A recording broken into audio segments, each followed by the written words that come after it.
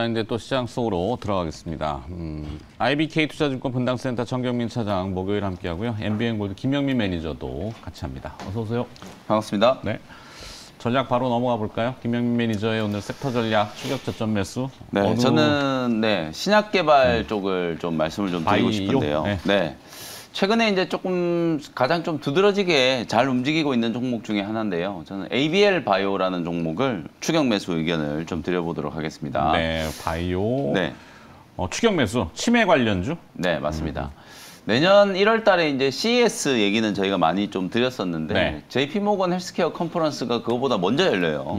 1월 9일부터 이제 미국 샌프란시스코에서 JP모건 헬스케어 컨퍼런스가 이제 열리는데, 1월 9일? 네. CES가 1월 5일부터. 아, 그런가요? 네. 네네. 거의 비슷한 시기에 그럼 열린다라고 보시면 CES가 되는데. 1월 5일부터 1월 8일. 네. 그다음에 JP모건 헬스케어가 1월 9일이라면 9일부터 12일까지. 바로 연결이네. 네. 네. 뭐가 먼저 열리든지 뭐 중요하겠어요. 그래서 이제 관련된 종목 중에서 ABL 바이오를 미리 이제 조금 주목을 좀 해보자라는 말씀이고, 네.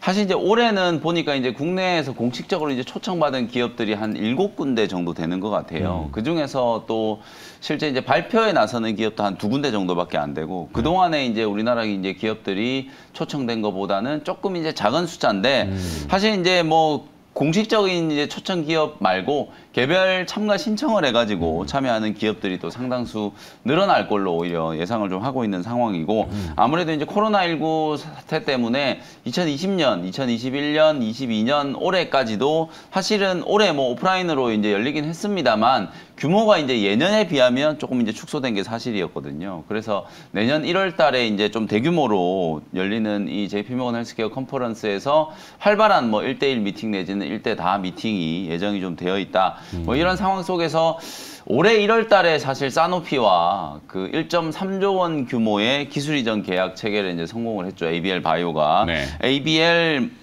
그 신약 후보 물질 ABL 301의 이제 기술 수출을 이제 이루면서 사실 뭐 기술 수출 잔고가 워낙 좀 많다 보니까 올해 뭐 흑자전환에 대한 이제 기대감도 좀 많이 있었던 종목 중에 하나가 ABL 바이오라고 보시면 될 것 같고, 저는 이제 뭐 이미 기술 수출한 후보 물질 말고 요즘에 이제 조금 주목받고 있는 알츠하이머 치료제와 관련된 부분들을 좀 집중을 좀 해보고 싶은데요.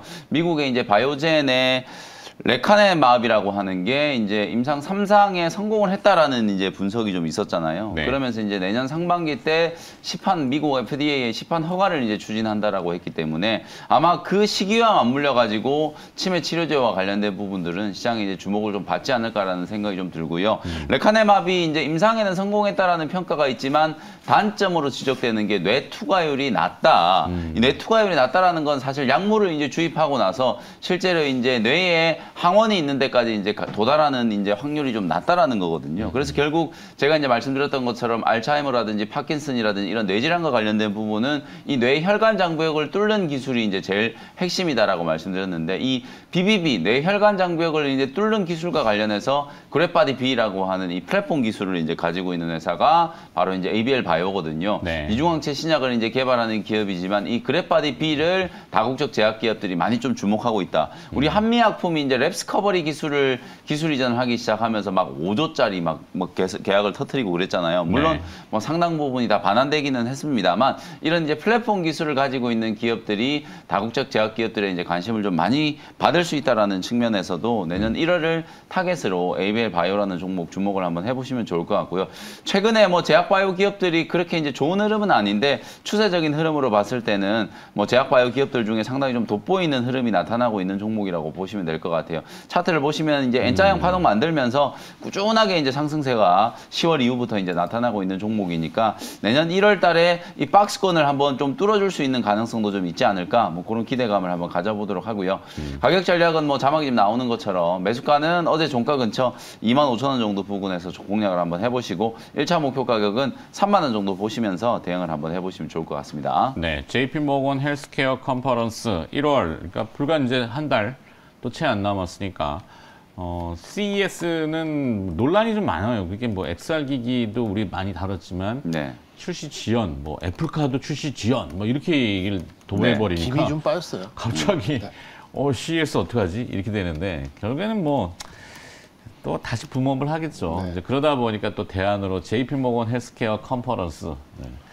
그래서 관련 이슈로는 치매, 예. 네. 그래서 ABL 바이오 이렇게 얘기해 주셨고 네. 정경민 차장은 그래서 확실히 김영민 매니저가 빠르긴 빠르네요. 그 여의도 선수들이 네. XR과 자율주행을 눈을 이제 돌려서 바이오에 이제 눈을 이렇게 다시 초점을 좀 맞추기 관심이 시작했다라는. 항상 굉장히 빠르게 그럼요. 이동하죠. 그러니까 바이오가 뜨려면 저는 한 3가지가 필요하다고 생각하는데 일단 어쨌든 금리는 낮아야 돼요. 뭐 그만큼의 이제 시장 수급, 뭐 유동성 이런 것들이 풍부해야 되고 계기가 돼야 됩니다. 이런 좀 일정상의 뭔가의 모멘텀을 만들 수 있는 어떤 이벤트 이런 게 좀 필요하고 마지막으로는 이런 밸류에이션을 어떤 가격으로 투영할 만한 또 뭐 기술 수출이나 뭐 이런 것들이 좀 필요한데 어쨌든 지금 뭐 나머지 2개는 잘 모르겠습니다만 일정상의 모멘텀은 있다고 우리가 뭐 확정이 된 거기 때문에 좀 단기적인 이제 그런 수익을 볼 수 있는 이제 그런 또 영역 중에 하나가 또 바이오라고 좀 생각 들고요. 뭐 이제 치매 치료제 어렵죠. 사실 치매 치료 뭐 예를 들어서 주사 한 방 맞아서 치매가 완화된다 이러면은 저는 뭐 적어도 뭐 200억, 200조, 300조 시가총액이 돼야 된다고 생각합니다. 그만큼 치매는 정말 좀 아직 좀 정복 못한 이제 그런 영역이고 뭐 고령화 사회의 가장 뭐 그렇죠. 고질적인 다들 아시다시피 이제 뇌에서 이제 이런 물질을 이제 막을 쳐가지고 넘어오지 못하게 하는 것을 어떻게 선택적으로 이걸 좀 투과시킬 것인가 이게 기술이잖아요. 그래서 그렇죠. 정말 양리 전달 과정이죠. 맞습니다. 네. 뭐 그게 어느 핵심이에요. 부위에 있는지는 파악이 되고 그게 뭐 예를 들어서 뭐 어떤 덩어리 형태다, 뭐 암이다 그러면은 크기가 어떤지 뭐 이걸 알아야 되잖아요. 그러니까 또 뭐 디지털 기술하고도 좀 이게 빨리 접목이 좀 잘 돼야 될 텐데. 그리고 이제 그 약물을 예를 들어서 또 이제 어떻게 선택해서 투과시키느냐 이제 그 기술인데 그렇죠. 뭐 하나 쓸 거냐, 뭐 칵테일로 쓸 거냐, 뭐 또 면역, 뭐 회피를 막 복잡하죠. 뭐 네. 뇌가 이것저것 다 받아버리면은 사람이 잘못되겠죠. 그렇죠. 그러니까 이제 어떻게 선택성을 가져갈 수 있느냐 이제 이게 핵심으로 좀 볼 수 있겠고요. ABL 바이오에 워낙 이제 이중항체의 탑티어 종목이니까 뭐 저도 이제 계속해서 관심 종목에 넣고 주시를 하는 그런 종목이고 그 이제 선택적 약물 투과 기술을 갖고 있는 이제 그 기업 중에 보로노이라는 종목이 네. 있습니다. 이제 보로노이. 네, 기술 수출도 한 기업이고 지금 이제 또 다른 기술 수출의 가능성이 좀 높아지고 있다라는 얘기가 나오면서 이제 좀 저점을 좀 탈피하려는 모습이 좀 나오고 있는데 다시 또 좀 주저앉는 이제 그런 모습이 나오고 있어요. 근데 기술 수출한 그 기업들 중에서는 굉장히 뭐 3천억대 뭐 근데 이제 여러 가지 이제 바이오가 이렇게 그 슈팅을 할 수 있는 이제 그런 배경은 아니다 보니까 이렇게 조금 이게 눌려 있는데 만약 말씀드렸듯이 그런 모멘텀이 하나 딱 나와 준다라면 바이오가 한번 뭐 큰 폭의 수익률보다는 적어도 기지개를 한번 펼 수 있는 이제 그래서 종목별로 뭐 많게는 한 50% 볼 수 있는 종목 정도는 충분히 나올 수 있는 그런 시기가 됐다라는 점에서 저는 보로노이라는 종목을 하나 붙여드리도록 하겠습니다. 네. 김영민 매니저가 오늘 주제로 선택한 거는 하여튼 이슈. JP모건 헬스케어 컨퍼런스라는 이슈가 다가오기 때문에 거기에 가장 선도하는 주제와 시세가 살아있는 기업, 네. 그죠? 그래서 ABL 바이오, 그다음에 이제 정경민 차장은 그 시세를 만약에 따라가서 이끈다면은 얘도 쫓아갈 수 있어요라고 하는 게 보로노이. 보로노이. 네. 이렇게 정리하고. 그다음에 정경민 차장이 보시는 오늘 이슈는 네, 저는 조금 역발상적인 부분이 있어요. 뭐 오늘 배로 뭐, 갑니까? 예. 천연가스가 좀 바닥을 찍는 모습이 나오고 있고 또 전쟁의 격화 얘기가 좀 있어서 천연가스가 좀 반등하는 뭐 부분이. 푸틴 대통령이 또 핵 얘기 꺼냈다고. 네. 그래서 조선주가 치매인가 저기도? 뭐 좀 건강 이상설이 또 나오긴 최근에 하더라고요. 뭐 그런 뉴스가 또 ABL 나오긴 바이오를. 하더라고요. ABL 바이오를 빨리 보내드려야 돼요. 네, 그리고 이제 제 고객들 중에서도 이제 조선주를 보유하고 계신 분들이 굉장히 좀 의아한 분들이 많으신 것 같아요. 네, 너무 심한 거 아니냐. 조선주가 저 정도는 아닌데 뭐 태조 이방원 때야 굉장히 이제 뭐 종목별로 뭐 30% 이상의 랠리를 좀 보이기도 했었는데 굉장히 지금 투자 심리도 안 좋고 뭐 그 하향 횡보하고 이제 조선 기자재까지도 좀 안 좋은 그런 궤적을 좀 보이고 있습니다. 그러니까 이런 뭐 LNG 관련된 이제 고부가가치, 에너지 관련된 고부가가치 수주도 굉장히 좋았고요. 그다음에 후판 우려, 가격 우려도 이제 하락 명분으로 작용이 됐습니다만 3분기 실적 까보니까 또 그런 것도 아니더라고요. 네. 그러면 이게 이제 도무지 좀 납득이 되지 않는다라고 해서 이제 몇몇 이제 조선주 보유 보유하신 투자자들이 이제 좀 힘들어하시고 계시는데 뭐 저도 그런 비슷한 생각 가지고 있어요. 그러니까 조선주가 정말 좋지는 않지만 그래도 이 정도는 아닌데라는 생각이 좀 듭니다. 이게 뭐 경기 민감주의 대표적인 산업재이고 올해 또 워낙 많은 수주를 좀 받았기 때문에 수주의 기저 효과가 충분히 있겠죠. 기고호 효과가 되겠죠. 내년이 되면은. 그래서 아니 피크를 찍어보지도 못했는데 피크아웃 뭐 이런 좀 생각이 좀 들어서 좀 오늘 좀 선정을 좀 해보게 됐고요. 다소 좀 과매도에 가까운 그런 수급이 아닌가 좀 생각이 들었습니다.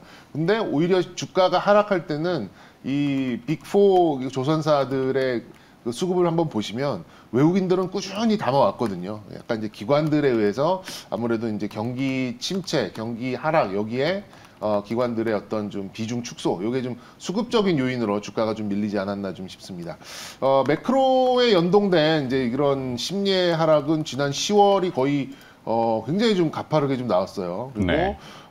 이제 성과 이제 내년이 되면은 이제 올해 받았었던 성과 인상이 된 부분으로 이제 주문을 받았었던 이제 그 부분에 건조에 따라서 이제 회계적으로 이익도 좀 반영이 될 수 있겠고 그러면 우리가 내년에 그런 우려할 수준의 그런 실적에 타격을 주지는 않을 것 같다라는 생각이 좀 들었고요.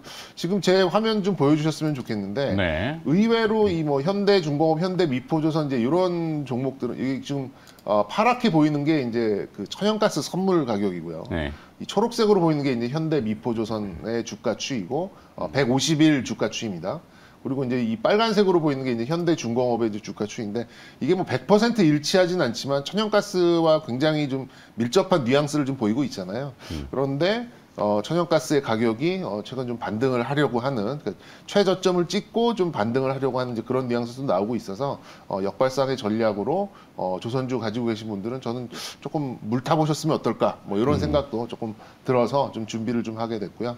어쨌든 이 경기 하락, 그다음에 할인율 이 두 가지가 문제되는 그런 시장이라면 적어도 어느 하나 정도는 잡고 가야 되는데 저는 뭐 실적이라는 부분이 좀 잡고 갈 수 있을 가능성이 높기 때문에 조선주가 대형주 안에서 그리고 산업재 안에서 다른 것들에 비해서는 조금 좀 경쟁력이 있다 이런 네. 차원에서 조선주 좀 말씀드리고 싶고요. 역시 이제 탄력은 현대미포조선이 좀 좋기 때문에 현대미포조선 좀 말씀드리도록 하겠습니다. 네, 정경윤 차장님 뗄거리가 많이 없었던 모양이에요. 조선주를.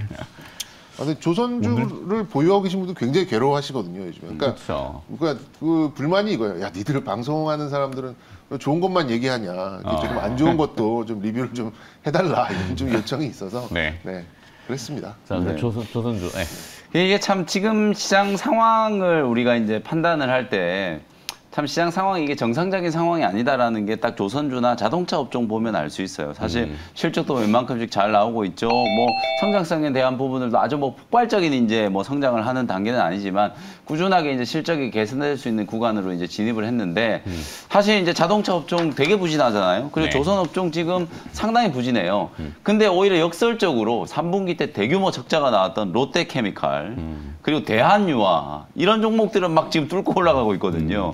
이게 이런 게 사실 대한유화 차트를 보시면 이제 2021년 초에 이제 40만 원을 찍었었다가 최근에 이제 10만 원도 깨졌었거든요. 그러니까 네. 이 정도는 빠져야 주가가 올라간다. 약간 이제 이런 생각이 들 정도로 정말 무지막지하게 뺐다가 이제 반등이 조금 들어오고 있는 모습이거든요. 근데 정작 이제 수주 잔고가 좀 많이 쌓이고 판매도 좀 잘 되고 있는 자동차라든지 조선 이런 종목들이 이제 잘 못 간다는 건 결국에는 우리가 이제 근시안적으로 봤을 때 내년 이제 경기 하방에 대한 이제 우려 이런 것들이 이제 좀 반영되고 있는 모습이 아닐까라는 생각이 좀 들고 또 특히 최근에는 뭐 기관뿐만 아니라 외국인들도 이제 선택적인 어떤 차익 실현에 네. 나서고 있는 과정이기 때문에 뭐 그런 부분들에 있어서 주가가 이제 조금 지지부진하게 움직이고 있는 게 아닌가라는 생각이 좀 들고요. 사실 이제 올해는 조선업종이 수주는 많이 했는데 실적이 뚜렷하게 개선되는 게 보이진 않았어요. 이제 그게 이제 내년부터 이제 나타날 거거든요.